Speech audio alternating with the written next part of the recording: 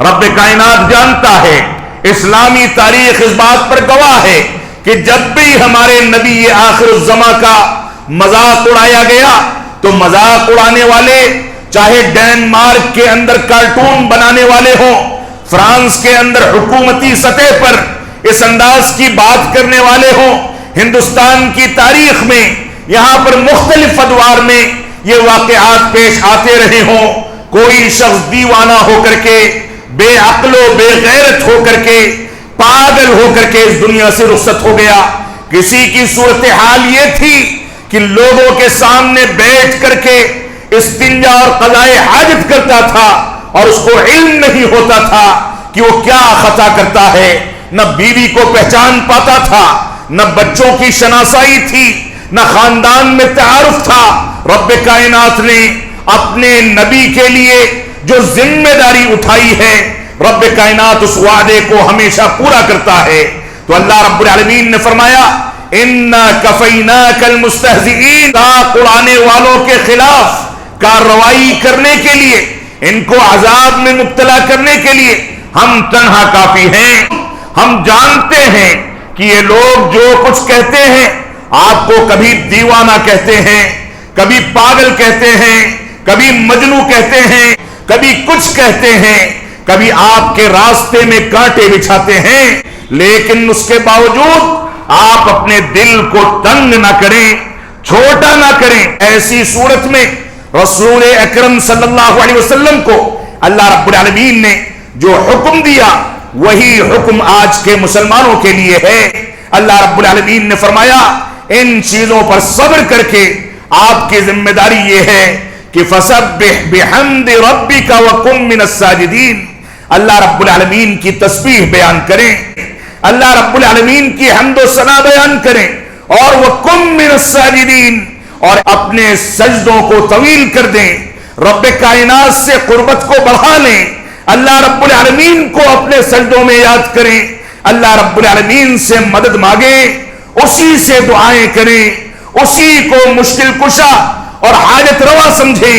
رب کائنات کی جانب اگر رجوع کر لیا گیا تو ایسی صورت میں مسلمانوں کے لیے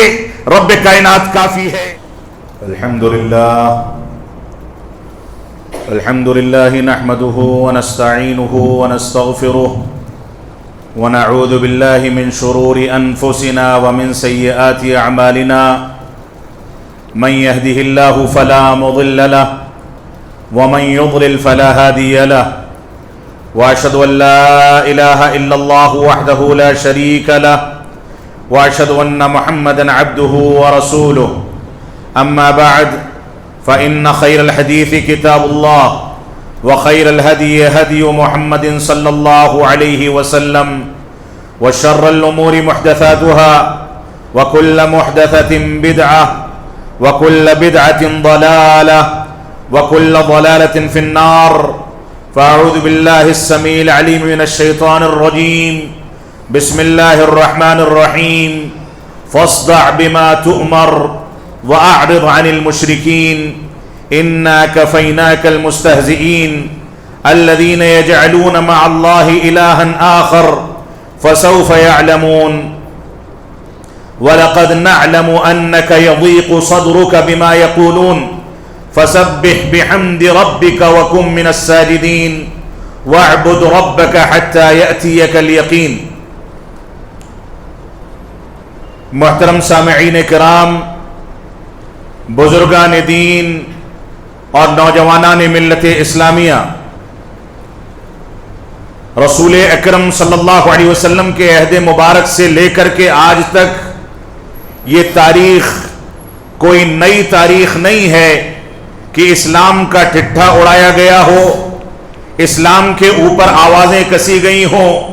اور ہمارے پیارے حبیب جناب محمد الرسول اللہ صلی اللہ علیہ وسلم کو مختلف انداز سے اذیتیں دی گئی ہوں۔ ابو جہل کی تاریخ آپ پڑھ لیں، ابو لہب کی داستان کا مطالعہ کر لیں، رسول اکرم صلی اللہ علیہ وسلم کے ساتھ طائف میں مشرکین مکہ نے جو انداز اختیار کیا اس کا مطالعہ کر لیں۔ آپ کو لہو لہان کیا گیا، یہودیوں نے، منافقوں نے، مسلمانوں سے یہاں تک کہہ ڈالا کہ اپنے نبی کے خچر اور سواری کو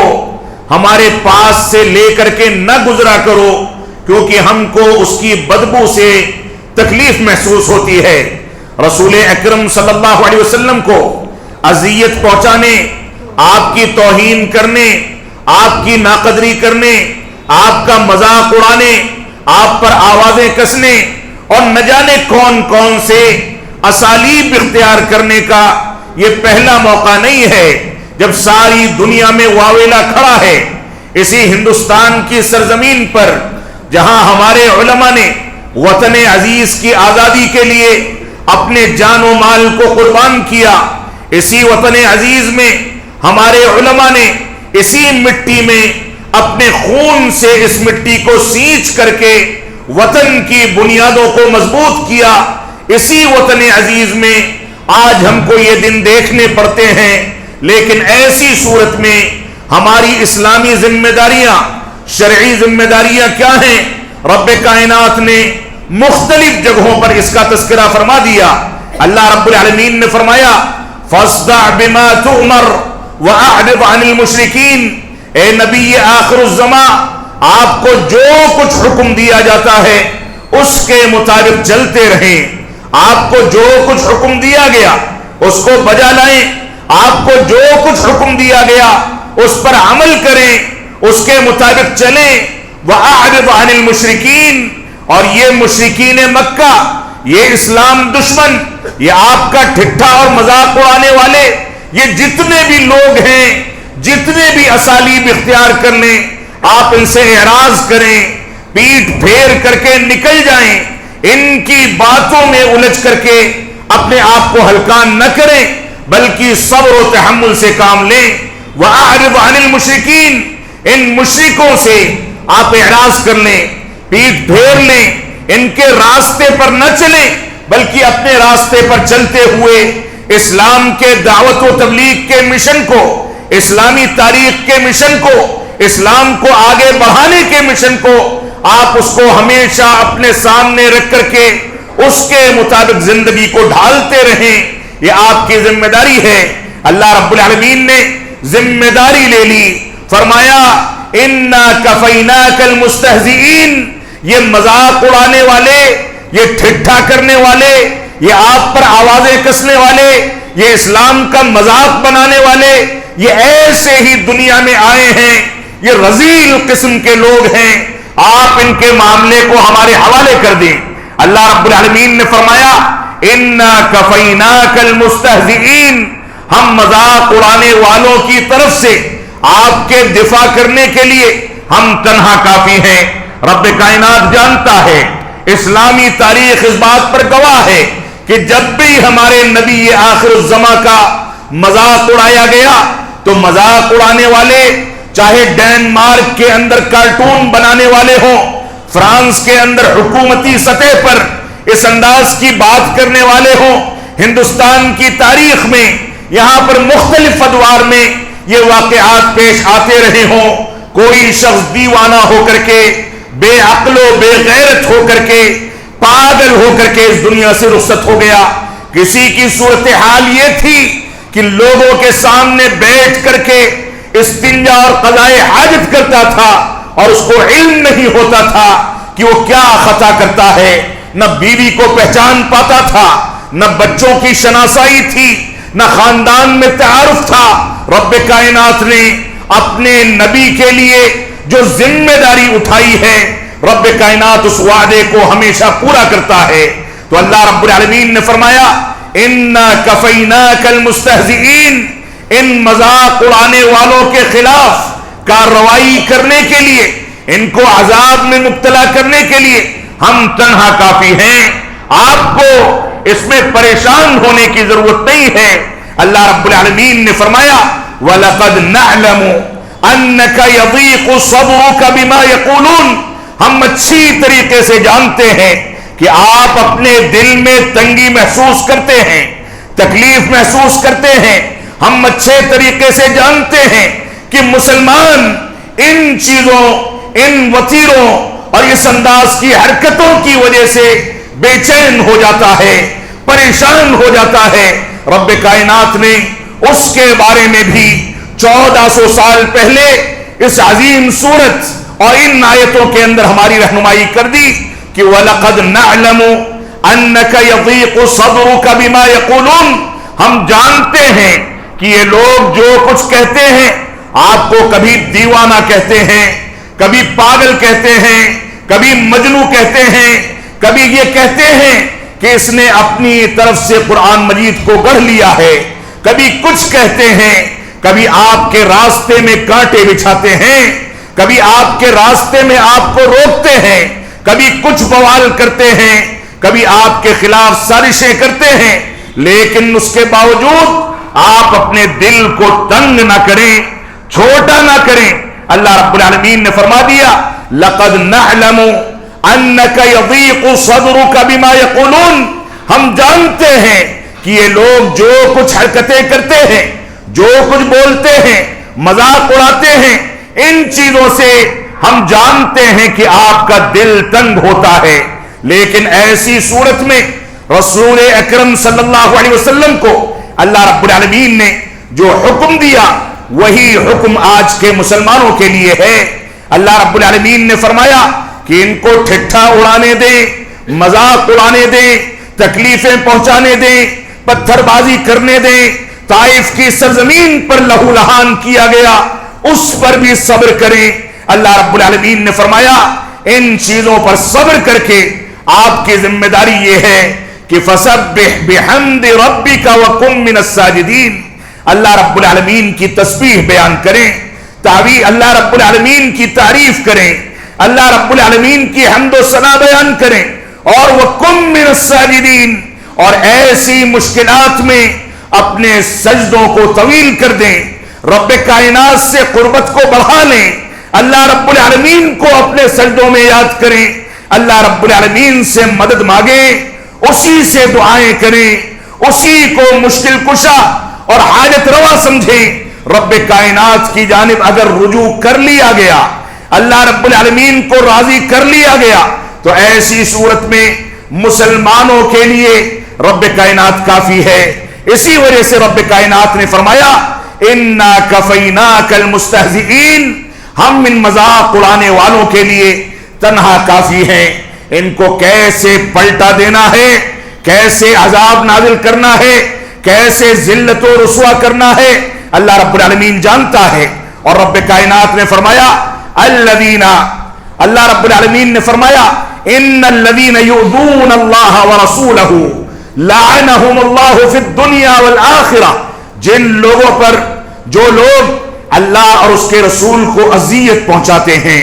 تکلیفیں دیتے ہیں، ان کا مذاق اڑاتے ہیں، دین اسلام پر چلنے والوں کو طعن و تشنیع کے ذریعے دنیا میں مجروح کرنے اور ذلیل کرنے کی کوشش کرتے ہیں، اللہ رب العالمین نے فرمایا ان الذین یؤذون اللہ ورسولہ، اللہ رب العالمین فرماتا ہے کہ جو لوگ اللہ اور اس کے رسول کو اذیت دیتے ہیں لعنہم اللہ فی الدنیا والآخرہ، دنیا میں بھی اور آخرت میں بھی ان کے لیے لعنت ہے۔ اور اللہ رب العالمین نے فرمایا کہ ہم نے ان کے لیے رسوائی پیدا کرنے والا، ان کو رسوا کرنے والا دردناک عذاب آخرت میں تیار کر رکھا ہے۔ یہ رب کائنات کا وعدہ ہے۔ تو آپ خود سوچیں، ایک ایسا کام، ایک ایسی ذمہ داری جس کا قرآن مجید کے اندر اعلان کر دیا گیا ہو، اور وہ کوئی نئی بات یا نیا اتہام یا نیا ٹھٹھا نہ ہو، بلکہ پرانے دور سے یہ سلسلہ چلا آ رہا ہے، اور منافقین نے، مشرکین نے، کفار نے، اسلام دشمنوں نے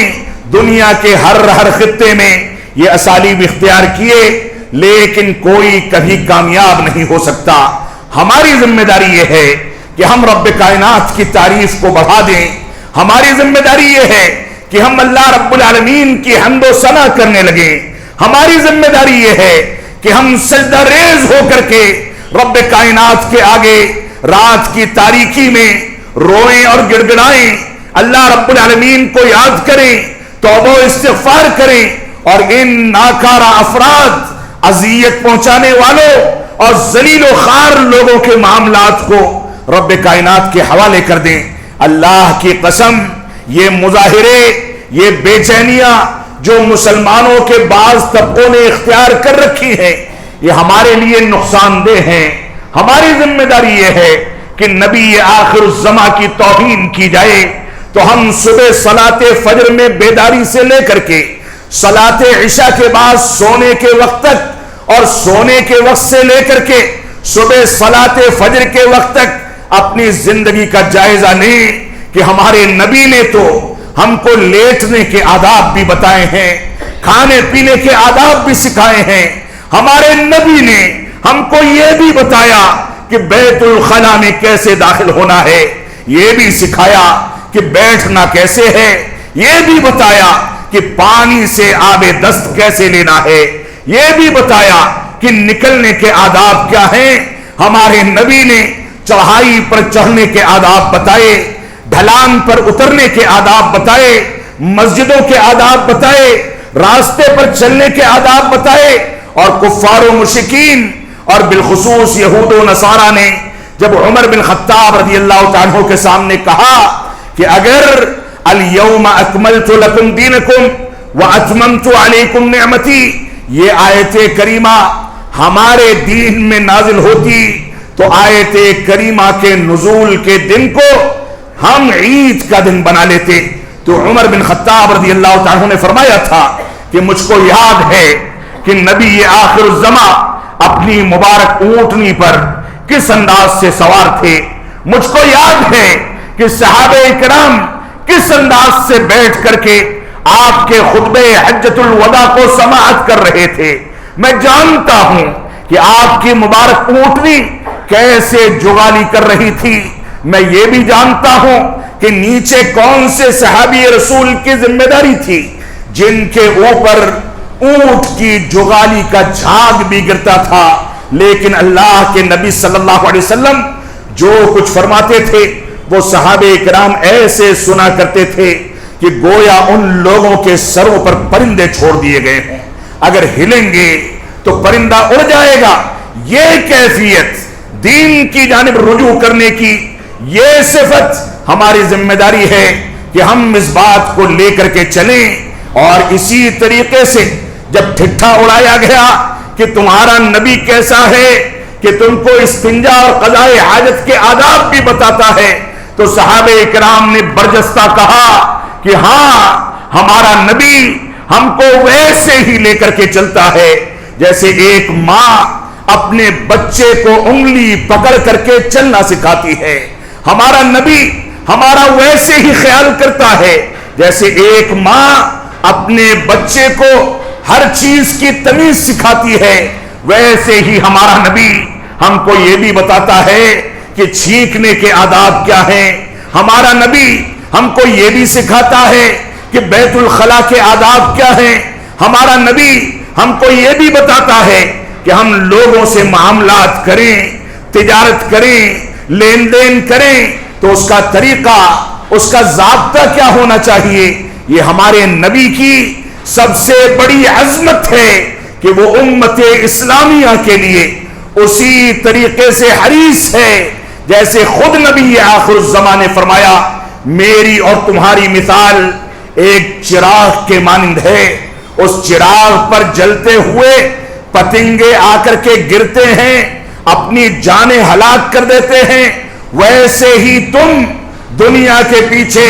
دنیا کی رنگینیوں میں دوڑ دوڑ کر کے دین اسلام سے دوری اختیار کرتے ہو، اور میں ہوں کہ تمہاری کمر پکڑ پکڑ کر کے تم کو کھینچ رہا ہوں کہ اس چمکیلی چیزوں کی جانب، اس چمک دمک کی جانب، دین سے دوری کا راستہ اختیار کرنے والی چیزوں کی جانب تم نہ بھاگو بلکہ دین پر استقامت اختیار کرو۔ اور اس نبی آخر الزماں سے زیادہ پاکیزہ کون سی شخصیت ہو سکتی ہے جس نبی آخر الزماں نے 3 مہینے تک اس کے گھر میں چولہا نہیں جلا، 3 مہینے تک۔ اما عائشہ فرماتی ہیں کہ ہمارے گھر میں ایک بار چاند دیکھتے تھے، دوبارہ چاند دیکھتے تھے، تیسری بار چاند دیکھتے تھے، ہمارے گھر میں چولہا نہیں جلتا تھا۔ صحابہ کرام نے پوچھا گزارا کیسے ہوتا تھا،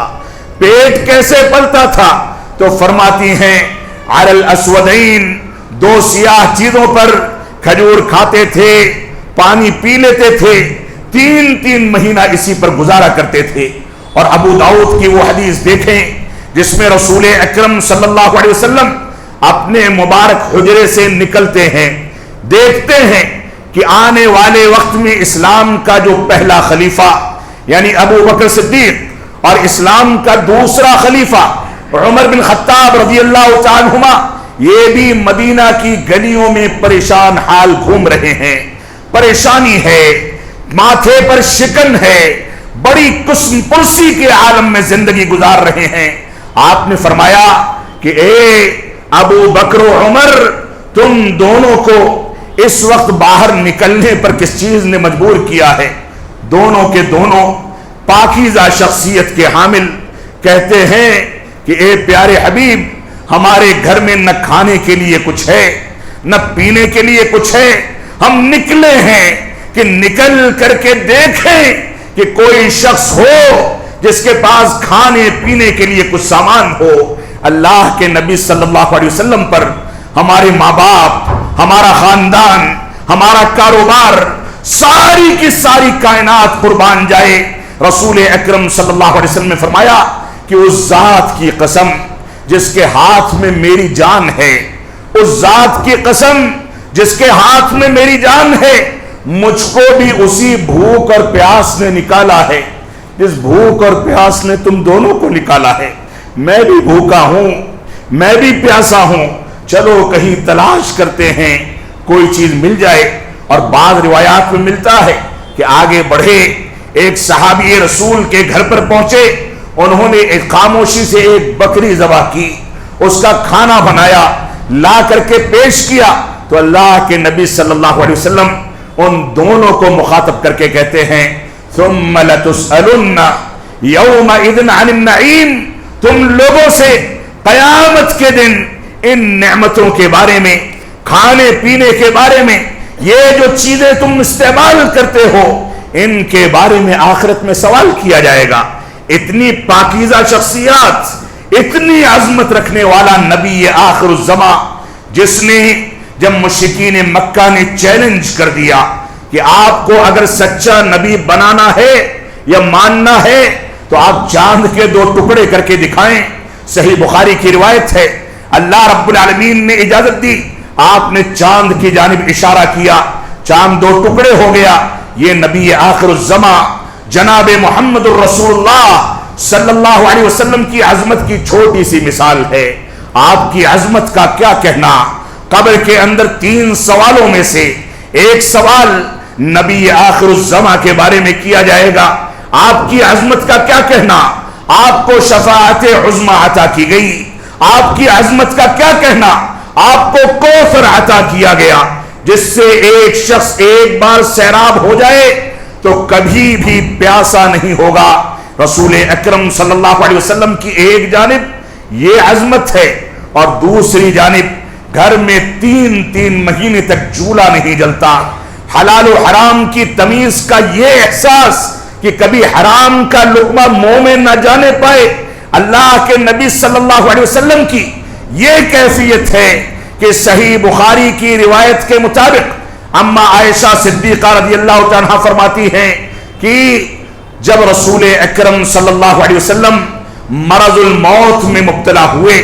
تو ہمارے گھر کی طاقوں میں سے بعض طاقوں میں تھوڑا بہت جو وغیرہ پڑا ہوتا تھا، لیکن ان ایام میں اتنا جو نہیں تھا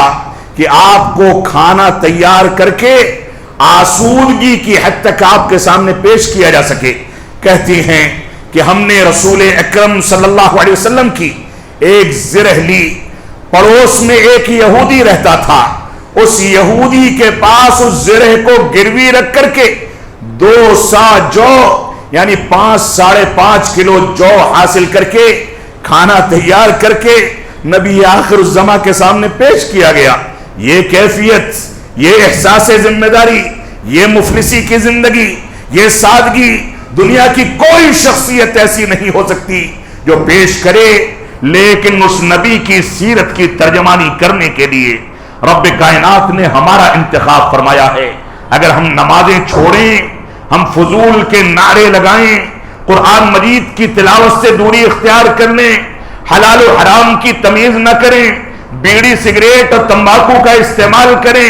غلط انداز کے وتیرے کو اختیار کریں، بچوں کے ساتھ ناانصافی کریں، حرام خوری کریں، غلط انداز کا وتیرہ اختیار کریں، شادی بیاہ میں فضول خرچیاں کریں، تو کیسے ہم اس نبی کے ترجمان ہو سکتے ہیں جس نبی نے ساری زندگی پیبند لگے کپڑے پہن لیے، بھوک اور پیاس کو برداشت کر لیا، لیکن امت اسلامیہ پر ذرہ برابر آنچ آ جائے وہ اس شخص کو گوارا نہیں تھا۔ تو اللہ رب العالمین نے فرمایا فَسَبِّحْ بِحَمْدِ رَبِّكَ وَكُن مِّنَ السَّاجِدِينَ۔ اے اللہ کے نبی صلی اللہ علیہ وسلم، ان لوگوں کے اتہامات، ٹھٹھا اڑانے، مذاق اڑانے، آوازیں کسنے کی بنیاد پر آپ اپنے دل کو تنگ نہ کریں، بلکہ رب کائنات کی جانب رجوع کریں، اس کی پاکیزگی بیان کریں، اس کی حمد و ثنا کریں اور سجدہ ریز ہو جائیں۔ سجدے میں رب کائنات سے سب سے زیادہ قربت بندے کو اختیار ہوتی ہے، لہذا سجدے میں اللہ رب العالمین کو یاد کیا جائے، اور فرمایا وَاعْبُدْ رَبَّكَ حَتَّى يَأْتِيَكَ الْيَقِينُ۔ آپ اپنی وفات کے وقت تک رب کائنات کو یاد کرتے رہیں، زندگی کا کوئی بھی مرحلہ، کوئی بھی لمحہ کسی بھی انداز سے کوتاہی اور سستی اور کاہلی کا شکار نہ ہونے پائے، یہ آپ کی ذمہ داری ہے۔ وہ نبی آخر الزماں جس کو رب کائنات نے اتنی عظمت عطا فرمائی کہ اس کی پیدائش کے لیے دنیا کا مقدس ترین، محفوظ ترین اور دنیا کے وسط میں قائم ایک شہر مکہ مکرمہ کا انتخاب فرمایا۔ اس نبی آخر الزماں کی حرمت کو ثابت کرنے کے لیے مکہ مکرمہ کو حرام قرار دیا گیا، حرمت والا شہر بنایا گیا۔ اس نبی آخر الزماں کی عظمت یہ تھی کہ اس کے اوپر سب سے پہلی وحی نازل ہوتی ہے تو اس کو پڑھنے کا، رب کائنات کو پہچاننے کا،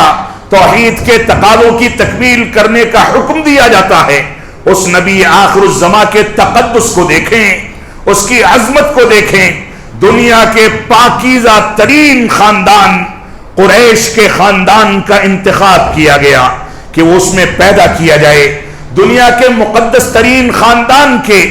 مقدس ترین اور پاکیزہ ترین گھر کا انتخاب کر کے آمنہ اور عبداللہ کا لال بنایا گیا۔ دنیا کی مقدس ترین خواتین کا انتخاب کر کے دودھ پلانے کا انتظام کیا گیا۔ بچپن سے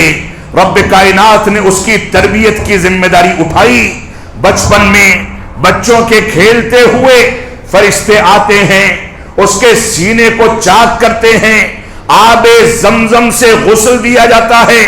سونے کے برتن میں رکھا جاتا ہے، اور اس دل کو قرآن مجید کے نزول کے لیے تیار کیا جاتا ہے۔ ایسا واقعہ 2 بار پیش آیا اور اس کے بعد سینے میں دل کو دوبارہ لگا دیا گیا۔ وہ نبی آخر الزماں جو اتنے تقدس کا حامل نبی ہے اور جس کے عزت و آبرو کی، جس کے مقام کی، جس کے عظمت کی خود رب کائنات نے گواہی دے دی، اور اس کا مذاق اڑانے والوں کے سلسلے میں رب کائنات نے قرآن مجید میں اعلان کر دیا کہ جو مذاق اڑاتا ہے اس کے لیے ہم کافی ہیں، لہذا ہمیں اس کی سیرت کو اپنانے کا تصور اور احساس پیدا کرنا ہوگا۔ آج کے دور کا المیہ یہ ہے